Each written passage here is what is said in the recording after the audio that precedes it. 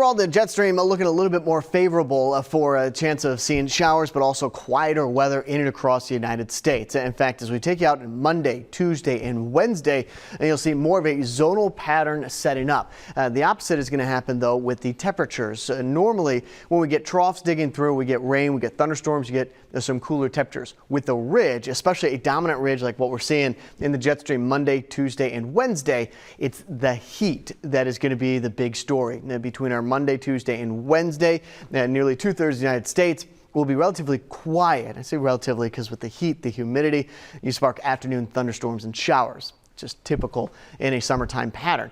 But if you don't get those thunderstorms over your location, you're looking at above average temperatures. A trough's going to try to dig through up here towards the north and to the northeast. Whether or not that energy will carry all across the United States is yet to be seen. Again, the data suggesting that we may get a decent cold front out of this as things come together with these white lines dipping farther to the south. So that is worth watching the next couple of days, is that cold front that's going to be coming through. If we can get it down here to the south, you're looking at more widespread, possibly severe weather and thunderstorms, as well as cooler temperatures. We are expecting that back up into parts of Minnesota and the Dakotas Thursday into Friday. Some cooler weather with that jet stream dipping down to the south. Here's what the precipitation outlook looks like. You got at or above average rainfall between the 16th and the 20th, with a bit of a bullseye back in towards New Mexico and West Texas, Midland, Odessa, up towards the Panhandle, and then the southeast as well, North South Carolina, Georgia, and into Florida.